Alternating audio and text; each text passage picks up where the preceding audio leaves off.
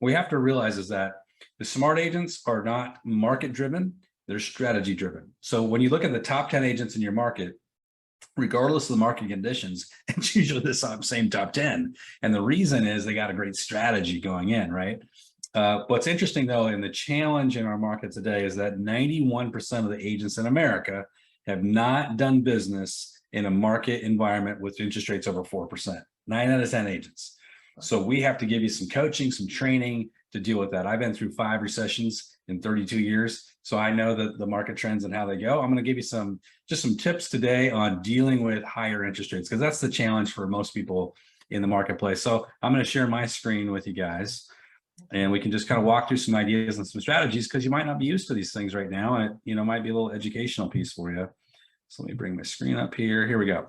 So obviously the number one challenge for every agent in the United States today is interest rates. It's easy to sell real estate when we're at 60-year lows on interest rates, which is where we were at the beginning of the year.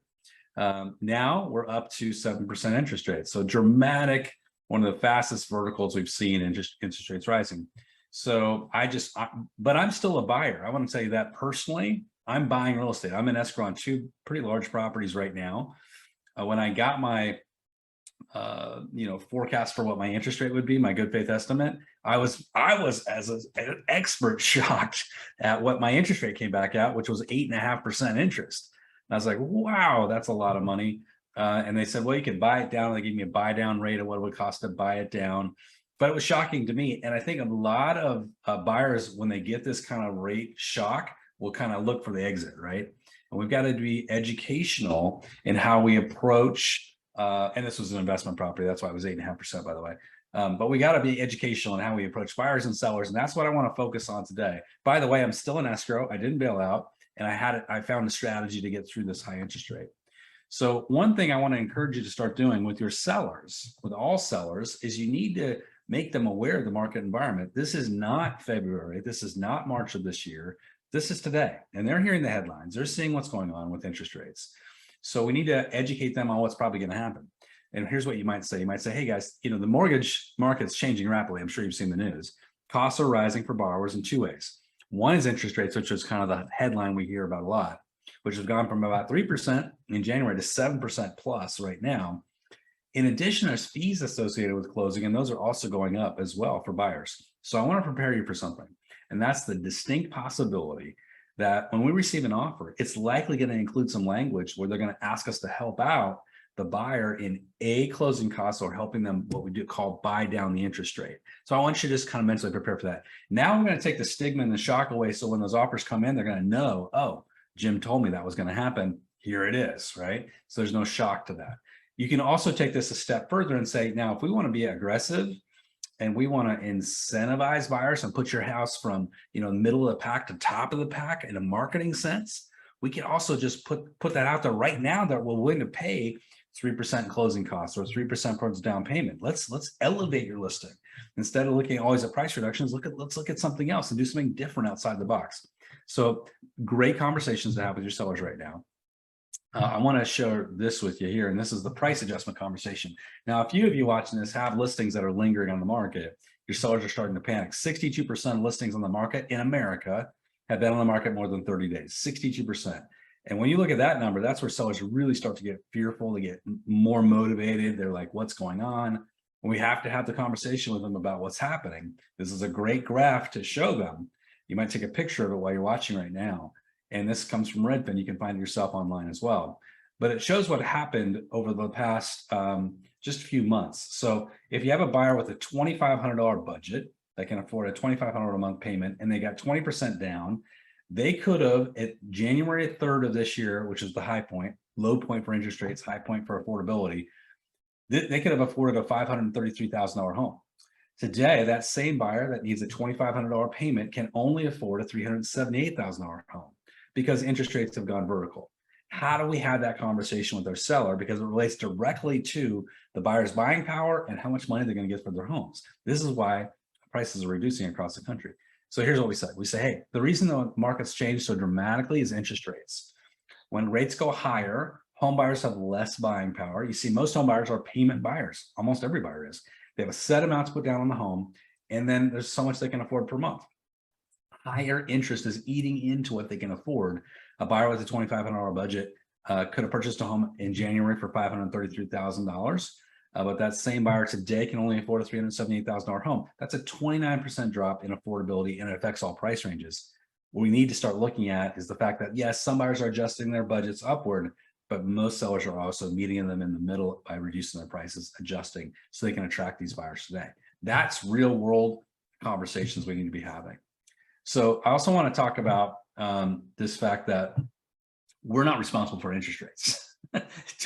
don't think that you as a realtor, should take the brunt of this. You're not the interest rates, you're not the federal government. We can only control our personal actions.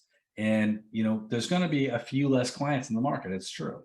There's no avoiding that. But so what we have to do is we have to work harder to find the clients that truly still want to buy and sell. And there's still buyers that want to buy and sell.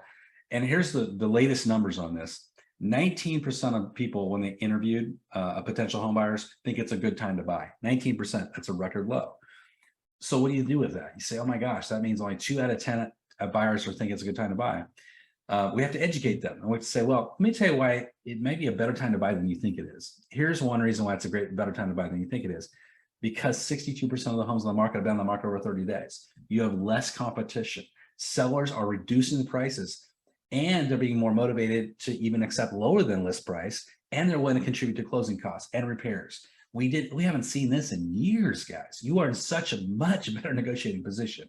What you want to do in this market, guys, is marry the house, but date the rate, right? And here's what you say. You focus on the buyer's budget. While interest rates are rising, so is rent. You got to look at the rent. Rents are rising too. The good news is that when you're a buyer, a home buyer, you actually have an opportunity to create a lower monthly payment because interest rates inevitably will come back down. And when they do, you can refinance and lower your payment. You ever think you're going to be able to lower your rent payment? You're never going to be able to lower your rent payment. So this is an opportunity for you to get a great deal and eventually get that payment down to where you want it to be. So here's some magic though. I'm going to put some magic dust on this. And these are things we haven't done in probably close to a decade. So most of you have never even talked about assumptions with buyers or sellers. But in the old days, when I started in real estate business, my first house I bought was 10.5% interest, and I was thrilled to get it because a week before it was 11%.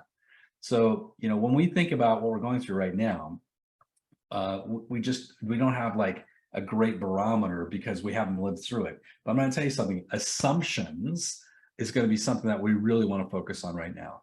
This is like secret sauce right here. So in America, way over 60% of the loans in America have interest rates that are less than 5%.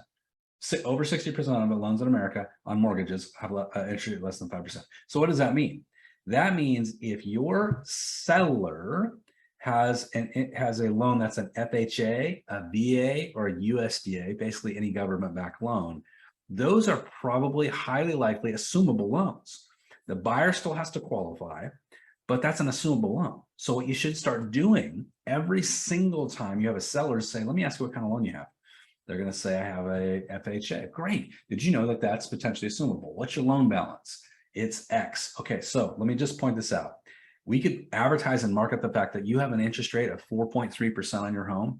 That is way better than the 7% that people are paying. And people often are going to be looking at that as saying, that's a huge opportunity for me to come in and get a 4.3% interest rate. So we are going to market the fact that we've got an assumable loan on this house. Guys, no one's starting to do this yet, and everybody needs to start doing it. Marketing the fact that you have an assumable loan. Now, what's the process behind it? The process behind this is your homeowner would then need to reach out to their servicer and request a loan assumption package. Now, just be aware of this though, guys. A loan assumption is a little bit more time consuming than a typical 30-day close. It's probably going to be more like a 90-day close, just because of the way the mechanics of banks work. They're going to get faster at this, but in the beginning, it's probably going to be a 90-day window. So with your escrow, make sure you got enough time. Now, the buyer still is going to have to qualify. In general, that's going to be always the case. A VA loan is going to have to be a veteran assuming it, but just keep this in mind as a powerful tool. Now, let's assume you're on the other side of this. You're working with a buyer. Because most listing agents aren't attuned to this yet, I want you to start getting in the habit of every time you have a buyer that's interested in a home, I want you to call that listing agent and say, hey, do you know what kind of loan your seller has? Is an assumable loan. Now, yes, the buyer's going to have to come in with a down payment large enough for the seller to pay down that note to what the seller owes. But the seller could also carry a second. These are the creative things we're going to have to start talking about. We're going to have to get deeper into, being creative in the marketplace. It's not going to be slam dunk, easy peasy like it used to be. The agents that are creative, they're going to really get outside the box, are the ones that are going to win. That's a whole nother conversation too, when buyers are coming to you and say, I want to wait till interest rates come back down. Say, well, you know what? There's a lot of loans out there that are assumable. So we could just target people that have assumable loans and still keep looking for a home. And maybe they'll get you a rate that's better than, the 7% rates that are out there. That might open their eyes and say, oh yeah, I didn't know about that. Education. Now, all these things I'm talking about today, I want you to reframe this in a thought process about social media. Now, we probably all heard of Dave Ramsey. Dave Ramsey, huge authority figure in the marketplace. He's written several books. He has a podcast. He's been everywhere. Did you know Dave Ramsey earned $40 million last year in referral fees from realtors because he's a realtor himself? Why do people go to Dave Ramsey, call his office, and have them refer that client to somebody in your local market? The reason they're doing that is because he's positioned himself as the expert in financial matters. What if you were looked at as the expert in your market and you were able to actually grab that business before it goes off to Dave Ramsey or someone else? You can do it by putting out a lot of good social media content that's focused on education. These are educational points that I want to be talking about with my database and be first to do it. Don't let some other agent out there start talking about this before you do. Otherwise, they're going to look at that person as the expert and not you. You have to position yourself as the expert. So let's move over to owner carry options really quickly. Most of us haven't talked about owner carry options because it hasn't been an issue. But did you know that 33%, roughly a third, not roughly, exactly a third of the homeowners in America have already paid off their mortgage? So these are people that don't have a mortgage, and they're prime people for the people that would be maybe open to carrying a contract. A lot of those people that have paid off the mortgage, by the way, are not younger, they're older. They've taken that 30-year period to pay off their mortgage. And the next step for them might be moving in with the kids or assisted living or retirement or some other thing. They probably have other money, and they might be okay with an income stream of an owner carry situation. We'll never know unless we ask the question, right? So when you're sitting with your potential sellers, you can say, hey, would you consider carrying, first of all, you discover if they have equity. Hey, how much equity do you have in the house? Have you paid off the mortgage? Even if they have a small balance, it's okay, because a buyer coming in with a large down payment can pay off a small note, by the way, if they owed 50 grand or 70 grand or 100 grand even. If that balance has been paid down significantly, there's still an owner carry possibility. So what you say when you see that large equity position, you can say, hey, would you guys consider carrying a contract if it meant we could sell the home faster and for more money? If we could sell the home faster and for more money, this means you would act as the bank in the transaction. The buyer would put a substantial down payment into the sale, and then you'd carry the mortgage and receive payments monthly. We can make as long or as short as you want. So we can make this 2 years, 3 years, 4 years, 5 years, whatever you think it would be appropriate for you. And of course, we still qualify the buyer. We fully vet them. The notes created and drafted by a title company or an attorney, whatever your preference is, and we make sure they're credit worthy. Okay. So was that something you'd be open to? Just ask the question, because you don't know unless you ask, right? And on the flip side, when you're working with buyers, always ask the listing agent, have your sellers consider carrying a contract? Most agents are untrained and they will not have asked the question. Now they ask the question and maybe it's a possibility. You never know unless you ask, right? So these are the things we need to start doing. I want to go deep with you for just a second. I want to talk to you about something that technique that we used in the early 90s a lot, which was talking about this concept of a blended interest rate. What's a blended interest rate? Let's assume you have a house that's purchase price is $700,000. Your buyer has $100,000, but they really are hesitant about these 7.5% interest rates, right? But you've got a seller that really wants to sell, super motivated. They're one of the 62% that have been on the market more than 30 days. So you go to them and you say, hey, would the seller consider carrying a small second if they got, most of their money? They got the majority of their money. The listing agent says, let me ask them. They say yes. And what we're going to ask for is a little bit of a discount on the interest rates that you're carrying on, because we are paying such a high interest on that first. To get them into the sale, we want you to think about, would you discount that interest rate? It doesn't have to be a long time, 2 or 3 years, and then we'll agree to refinance it. If they say yes, now you're going to be able to create an opportunity of a blended interest rates. Here's how it looks. Take a picture of the screen, by the way, because I got a mortgage calculator here that can help you with this. So the first mortgage they get from a traditional lender, $400,000. They get it at 7.5% interest. I'm making it ugly, right? The second mortgage, the seller carries for $200,000 at a discounted rate of 4.5% interest. Now, when you blend those two together, the effective interest rate for your client is 6.5%. Now you're thinking, Jim, you're blowing my mind. I'm going to tell you something. This is not as complicated as it sounds. It's simply the seller agreeing to carry a second mortgage and a lender that's willing to have a second mortgage in place. But I just have been hearing about a lot of lenders that are open to this idea. And we used to call those 80-10-10s back in the day. 80% first mortgage, 10% second, buyer comes in with 10%. Very common. Start asking your lender, would you do an 80-10-10? A lot of them will say yes. And this mortgage calculator here will help you and create exactly what I'm showing you in terms of that, what that blended interest rate looks like. Now, Don, if I'm going over time, you stop me anytime because I'm going to keep going it's here. all good. Okay. Another thing I want to talk about just for a minute is demand-based pricing. A lot of us have gotten trapped in the mindset that when we go out to do a CMA, we focus completely on comparable sales.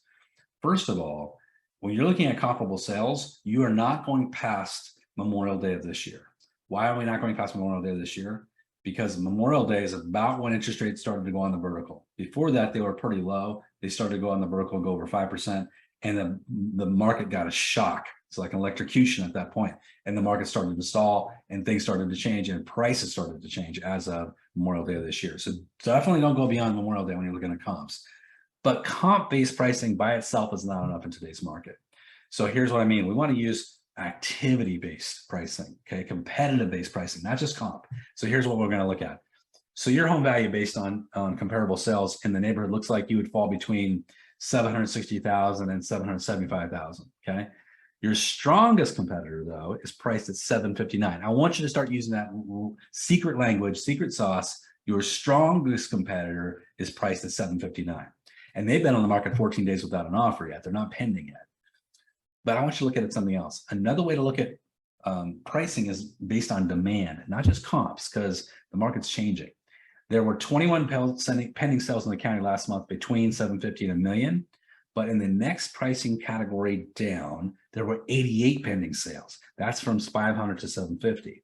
Your call, but that's a 4x increase in activity. It's 4 times more buyers in that next category down. My recommendation is let's set aside comp and let's look at that activity. I'm going to suggest 750 because you're going to be right on the button for getting all that added activity, 4x activity. Your call, your decision, but that's what I would do if this were my own house. Remember, you're paid to give your opinion. Start giving it with authority and with some backed up data.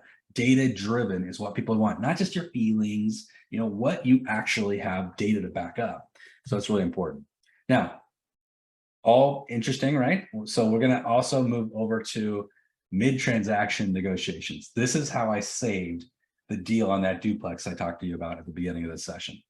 So I went back to the listing agent and I said, listen, I need you to talk to your seller because right now my mortgage payment is going to be higher than the rents I'm collecting. I can't buy this. I'm going to have to kill this transaction unless we work and put our heads together. So here's what I want you to say to your seller. And here's what I said to the other agent. Listen, interest rates have floated up since we entered escrow. You know, when we entered escrow, I could have gotten a 6.5% interest, but because of the interest rates have gone up dramatically, the buyer's payment will rise by X dollars, fill in the blank, which is outside their budget. They still want to close the transaction. They're excited about the property, but I think we need to be creative here. I'm thinking if both sides give a little bit, the sellers come down a bit on price, you guys, and the buyers come up a little bit on what they're willing to pay in terms of interest rate, we can still make this work, but we're going to have to work collectively. And that's exactly what we did. The bottom line is the seller agreed to reduce their price, which enabled me to take some money and put it in and buy down that interest rate. So we negotiated a deal and the deal's still together. We're going to close the sale. So that's the way we need to approach this process, right? Collaboratively, looking at the real world and looking at how we figure this out. Now, I want you to also think about this. This is something we always used to do in a high interest rate market. And I've lived through 12, 13, 14% interest rates. I don't see us going there. I think the Fed's going to reverse course, hopefully, in sometime in 2023, as inflation comes back under control. So we don't expect interest rates to go that high, but they're probably going to go higher than where they're at today. So we've got to be careful because the interest rate market is super volatile. One day it'll be here, the next day it'll be there, the next day it'll be back up. So we got to be careful. And here's how we can be careful with our clients, and our clients will love us for this, but we got to be realistic. So what we say is in our offer, sale subject to purchaser and the problem home qualifying for whatever, conventional FHA, whatever kind of loan you're getting, as outlined in the offer at an interest rate not to exceed, and you fill in the blank. Now, don't make that interest rate unrealistic. It's got to be based on today's rate. So 7.25, 7, and I go a little bit higher, 7.25, 7.5. And when I say to a buyer is, we want it to be below that. But what we're doing is we're hedging our bet. So if it goes dramatically above that, what this does is it opens up the opportunity to negotiate with the seller. Okay. And so that we're just not blindly accepting any interest rate, because you might qualify for a higher interest rate, but maybe you don't want to actually pay it. Right. So I'm giving them armor. I'm empowering them with this power to renegotiate if necessary. The other thing that we're encouraging our buyers agents to do is to find the picky inspector, or just educate your inspectors. Listen, a year ago, we wanted everything to be as smooth as possible with the inspection. This year, I want you to be super picky. Why? Sellers are going to be much more likely to negotiate, and we're going to be able to use this as a second negotiation in the transaction.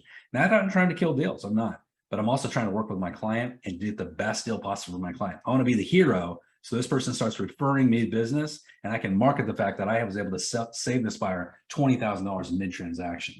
So here's what I'm going to say to the buyer, just to kind of coach them through this process. I'm going to say, listen, what we're looking for in an inspection is health and safety issues or structural issues, the big stuff. We're not looking for the minor stuff, right? So we're majoring the majors, that's what we're doing here. Everything else is just noting normal wear and tear, cosmetic issues. We're noting the life expectancy of items. And items you might want to upgrade over time, but we know what we're getting into. We walk through the house, we know, what's happening. It's not a brand new house, right? But what we'll do is we'll use that inspection as another opportunity for a negotiation. I want to manage your expectations here. I don't know what the seller will do or won't do, but some sellers are more motivated than others right now. And, we're already in escrow at a discounted price, but my job is to continue to negotiate, see what we can do for you.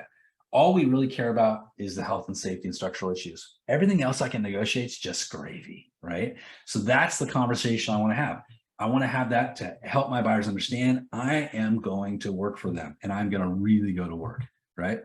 Now, I'm going to give you the last thing I want to give you is these buyers that are saying to you right now, Jim, I think I want to wait to buy. We're hearing that every day of the week, right? I think I want to wait to buy. How am I going to respond to that?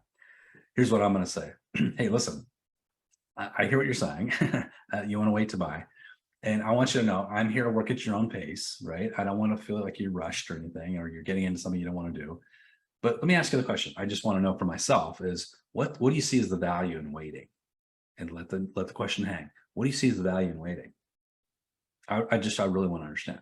Let them answer. They're probably going to say these words. I want to wait for home prices to come down. So or they may say interest rates come down. Fill in the blank. Prices or interest rates. Normally it's prices actually. What I'm going to say to them, here's one thing to keep in mind. We don't buy the market, so understand that. We always buy a specific home. My job is to find you a home that fits your budget and your lifestyle. Right now, there are a ton of sellers who are becoming much, much more motivated. 62% of the sellers on the market on the market more than 30 days. These guys are motivated, guys. And price reductions are happening every day. And sellers are more motivated to give up some concessions even during the escrow on inspections, when we do those things. I would hate to see you miss an opportunity because buyers are really running into some huge opportunities right now. Our thing that we're telling everybody right now is buy the house, date the rate, marry the house, date the rate. In other words, get this house, get a great deal on it, and then refinance, in 6 months or a year when prices or rates come back down, float back down. They'll come back down eventually. They always do. Just give that some thought. I'm not here to rush it, but would you like me to just keep my eyes open for great opportunities? Because I know there's soon going to be someone's out here in the market. Get them resetting their mindset about what this opportunity means to them as a buyer. What it should spell is opportunity. They shouldn't go running from it. Warren Buffett, I always like to use this statement. He always says, buy when people are selling and sell when people are buying, right? That's the mindset we want to have. That's how we actually create some wealth and build some equity in what we're buying. So guys, I hope that helped you. I hope that gave you some thoughts on, ways you can go out there and tackle the market more effectively, and maybe it had some things you maybe hadn't thought about with dealing with these high interest rates. No, Jim.